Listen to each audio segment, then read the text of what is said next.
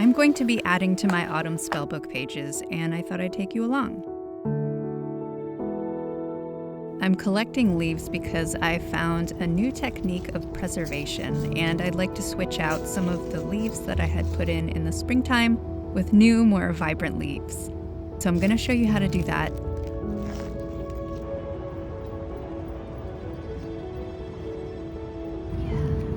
And I'm also going to be adding some profiles of autumn spirit animals.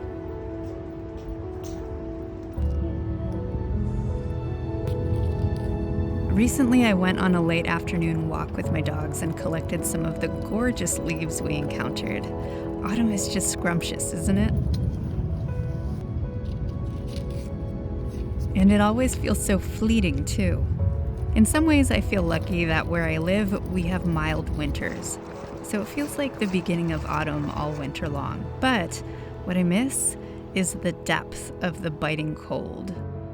That external factor catapults us into the deep wells of cozy and even deeper into looking within. It's a helpful season to have. And I truly believe the experience outside reflects on the experience you'll have inside. But I'm not here to complain about having warm autumn days for half a year. I seriously am not. I love it. And this is the new technique I learned from Crochet Cozy Helen on Instagram. So after collecting my leaves, I trimmed the ends of the stems off and put all the leaves in a bowl.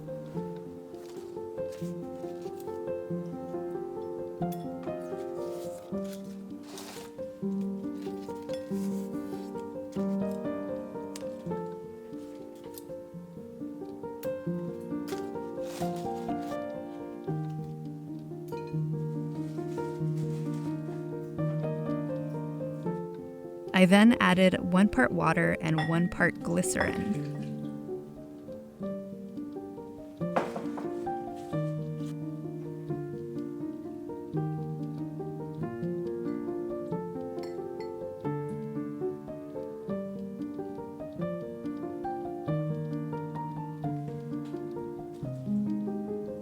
Then I weighted them down and let them soak for 3.5 days.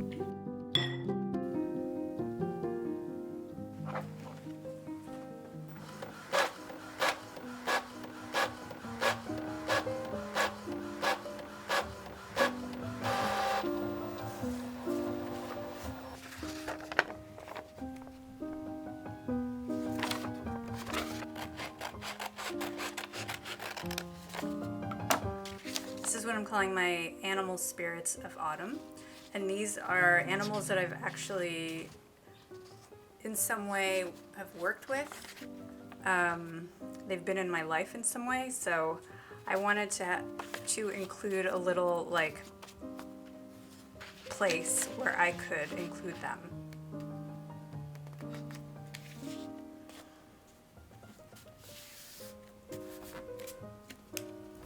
Okay. So I'm just going to cut this out, fold it in half, and here we go. So I decided that I wanted to have some little profiles of animals that I've worked with. And these are animals that have been in my life in some way and that I know well. I've watched them, I've studied them, I've interacted with them, and they are animals that I do associate with either nighttime or autumn. I used to have 2 hedgehogs in college and right afterwards. I love them so much. Squirrels are pretty obvious.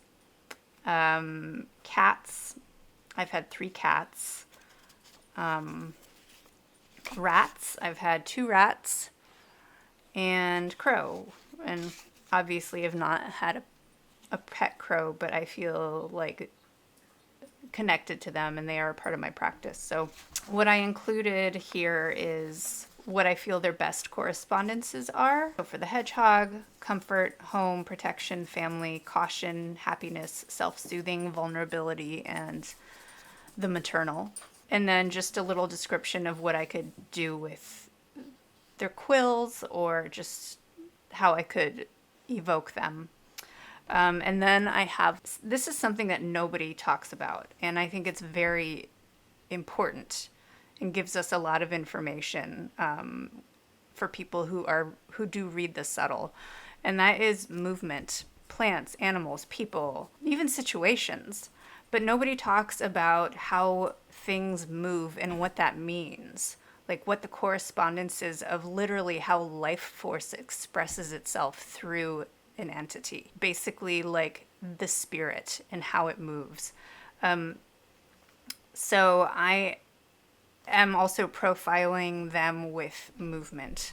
The hedgehog I categorized as flexible, quick, and light. There's actually a structure. This isn't just random words. This is a structure that I work with. Then we have the squirrel. Again, their correspondence of planning for the future, a messenger, a broadcaster. They're adaptable, they're agile, balance, prosperity, work, communication, resourcefulness. Again, for squirrels, I also have flexible, quick, and light, and how to use or invoke their spirit. Several times in my life, I've come across just squirrel tails. I don't know if like predators leave them behind. I've collected one that got removed from being hit by a car, like the car ran over the tail. So I included the tail, even though I would not endorse anybody going out just to chop off a tail. So, but you could collect their droppings. I see them all over the place. And I've also found squirrel fur too. Those are the things you could collect for them. And then the domestic cat. I mean, I think that's pretty obvious. Everybody knows what cats correspond to. You can collect their shed whiskers, their shed fur, and their shed nails. I mean, you could collect their droppings too, but it gets a little, I don't know. Do you. Okay. Rat. Very similar to squirrel. Not in terms of the correspondences, but like in terms of movement and also what you can collect from them. And then the crow, protection, communication, liminality, family and ancestors, revenge, home, comfort, luck, finding things, fortune. Movement is, I find, both strong and light and also direct. Use crow feathers and just a little bit more about how I've used them. So I just, it's like a little document of just reminders of what you can invoke in them. So I'm going to stick this right in the middle of the first signature in my spell book, my Autumm Spellbook. And so it's almost like a tiny little book within the book. And I don't know, I'll see what else I want to put in here. I might even put in a crow feather, like right on this page. I'm not sure. Then this can be used as well.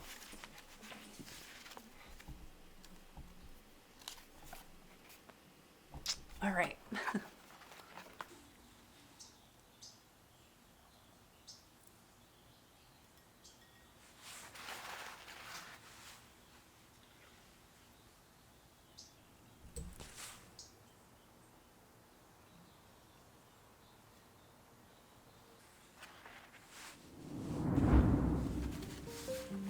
I pulled them out, dried them, and now I can use them.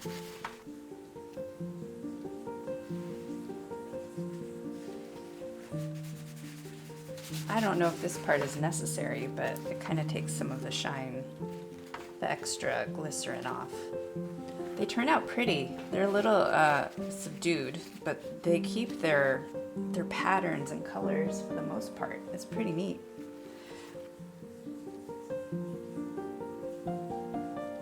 I'm going to replace some leaves that are in my spellbook, and then I think I'm going to make a garland with the rest of them. And I'm going to think about how I might use them in spells too. She hasn't gotten fat yet for the winter. All the other squirrels have. I hope she's okay.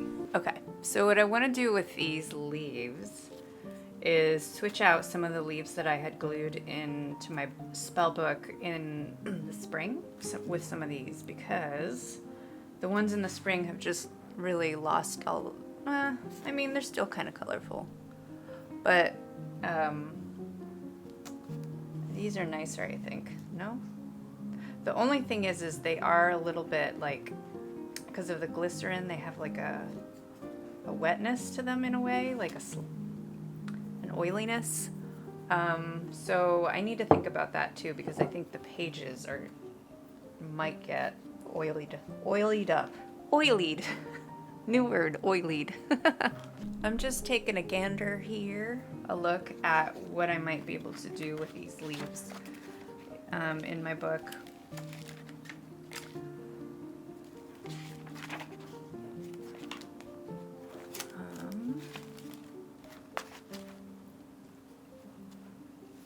Like here's a spot for one. I kind of want to get rid of this. Oh, easy.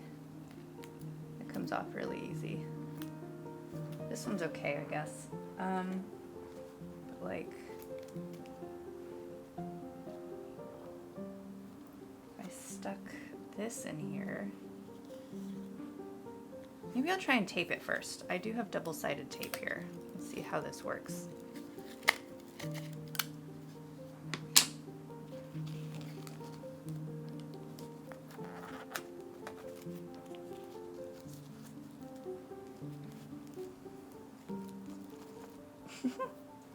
I don't know if it works.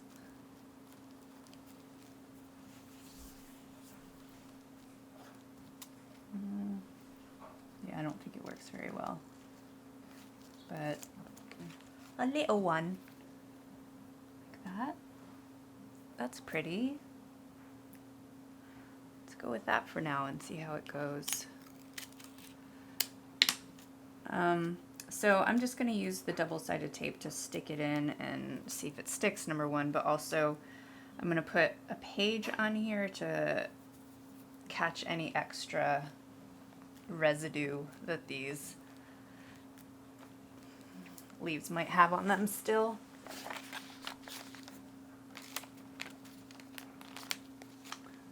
Okay.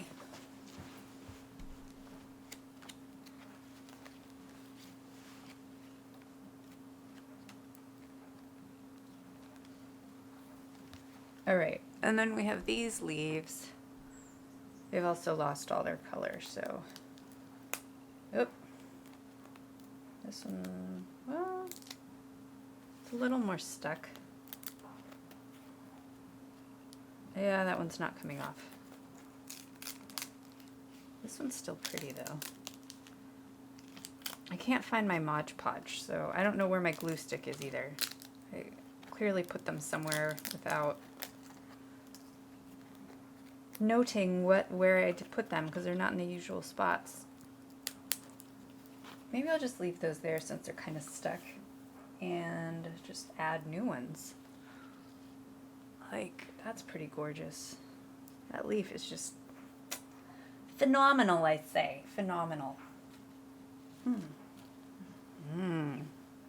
Yeah, that's it. All right, cool.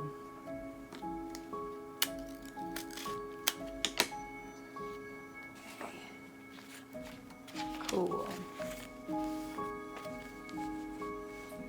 So I'm just gonna keep this closed and see how those go. I think I'm just gonna have to glue them down once I find my Mod Podge, but so that's as far as I'm gonna go, but yeah.